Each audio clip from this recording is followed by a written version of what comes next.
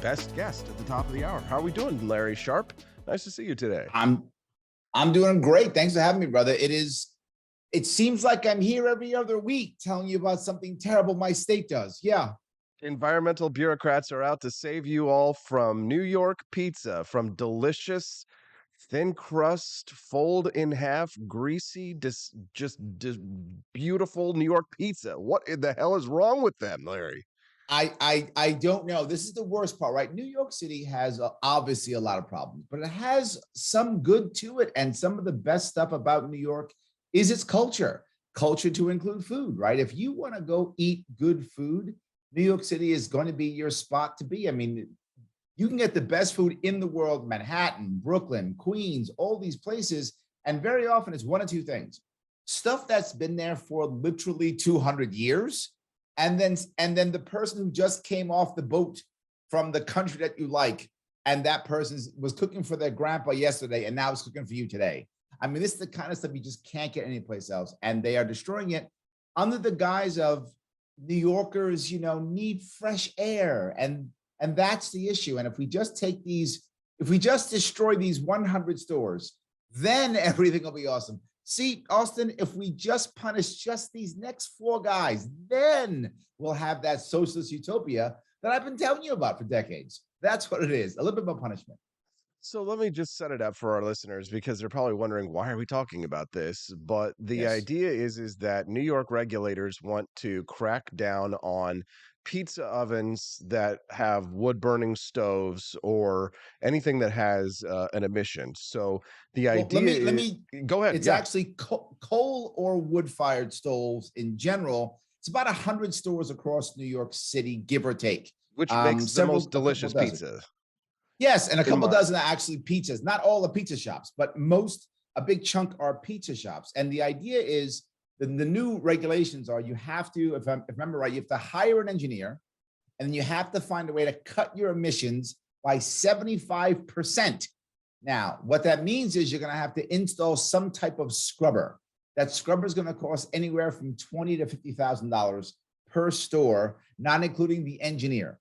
So the engineer plus that, and here's the best part: most people don't know this. New York is already fanatical. When it comes to America, we are already, per state, per capita, we have the lowest emissions already. Like, we're already there. So even if you care about this tremendously, and you really care about emissions and it matters tremendously, okay, great. We're already at that level already. And literally just a couple of years back, we shut down a nuclear power plant, which was helping tremendously. So how do we get past emissions? Now we just buy the oil from someplace else and say it's not our emissions. So we decided to buy the oil from someplace else, not our emissions, and now crack down on these 100 stores. As if these 100 stores, once that happens, now everything's good. It is embarrassingly bad how we punish these small business owners, yet we don't help out any of the big business owners. I mean, we don't punish any of the big business owners or the military industrial complex or anything that's massively destroying the world anyway. We decide these guys are, and here's the reason why: they can't fight back. The reason why New York State does it is they can't fight back.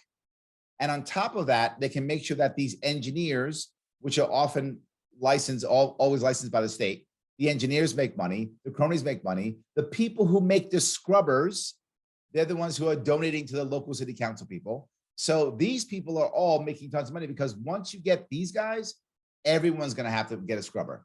And eventually a lot of money is going to be made. And it's the worst part: it's an unfunded mandate. They punish you and then don't even give you a tax break, don't give you a benefit, don't give you anything. They just go, hey, you, yeah, that business that's been struggling since the lockdowns, remember that business you just got back into a place where you could hire that guy back? Yeah, I'm sorry, my friend, you're going to have to drop another 40 grand. And if that puts you under, what are you going to do? I'm sure there's a franchise owner who's already given money to my campaign who'll take your spot. And where I grew up in the South Bronx as a kid, it's a personal thing for me, because I go back to my old neighborhood, and the local pizzeria owned by a family from Italy is now a Subway. So yeah, that kind of bothers me. Well, Larry, if you decide to run for anything in New York, I know exactly who your next constituency of donors should be. Good morning to everybody. Yes. Good morning to everyone who's tuning into the show this morning. I'm Austin Petersen. Thanks for watching the Wake Up America show. You can click like down there to help us to spread the message, get more people to watch the show this morning. And if you're enjoying the content and it's your first time here, you can also subscribe to whichever channel you're watching us on today so that you can get more great news and content just like what you're hearing in your feed every single day, Monday through Friday from 5 a.m. Oh, excuse me, 5 a.m. Jesus, it's still early.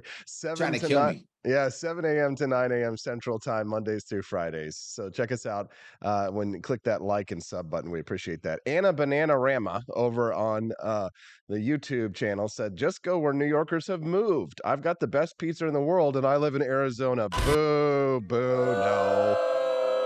You New lie. Why do you Yorkers go lie to to us? Florida. She lies to us. She lies to us. Now they're talking about Detroit pizza is your favorite. Listen, I love me some Detroit pizza. I've had good pizza in Arizona, but nothing beats New York pizza. Now, Larry, I love the New York Post this morning. I read it every day. He says, how many pizzas would you have to order to equal just one trip on John Kerry's private jet? in Absolutely. in 2021, Kerry's private jet emitted an estimated 116 metric tons of carbon in less than a year. Private jets emit up to 40 times as much per CO2 per passenger as commercial flights. By comparison, the carbon footprint of a wood burning stove is barely measurable. The 8 Billion Trees Project estimates that the carbon footprint of wood burning stoves can be up to 15 grams an hour. This is measured in grams, not metric tons. You'd have to burn a stove for 849 years to equal what John Kerry puts out in a year. Larry, your thoughts? Without it's the hypocrisy is astounding. However, there is logic to it. And the logic is I can't stop John Kerry from doing that. And if he does it, I can't take credit for it, even if I do stop him. But I can take credit for changing New York State left and right. I can do that. And these guys can't fight back. And I keep saying that. They punish the little guy because he can't fight back. If you actually said, we're going to stop, no one can fly private in New York State or something like that, which I would be against completely. But in theory, if you said that to make it an impact, they would say, no, we're wealthy. We donate to you. We can fight back. We'll sue you. And it would actually work. These guys have no chance. The best chance some of these guys will have is some of them will be able to grandfather themselves in here or there, but they'll only be able to do it if one or two things. They know someone, which sadly is true, right? They know somebody, or somehow the local community gets together and says, well, you know what? We're going to landmark this in some way, shape, or form. But here's the problem. Once you landmark, this is also a form of control. If they decide, no, my pizzeria, it's a landmark, you can't destroy, you can't take it, you've basically given your property over to your community. You've given it over to the government. And people don't know this in New York City. Your property can be landmarked by the city without you wanting to have your property landmarked. They can just decide that your property is landmarked. And what does that mean to you? That means you can't make any changes to your property unless your community board says yes. Now, here's the worst part. Are you still responsible for everything? Yes. So if your community board won't let you fix something and the city decides to punish you for it, you pay the fine. You pay for everything and you can't fix it because the community board won't let you. So you could do it if you want to, but do you want to? I think a lot of people are going to wind up just saying, you know what, I'm out, I'm done. Some are going to fight and try, then you're going to lose. And in the long run, sadly, no one's going to care. And here's the worst part of it all. New York City is struggling. We've gone under 8 million people. And for New York, that's a bad thing. We should not be under 8 million people, but we are. And the only thing that can bring us back is culture.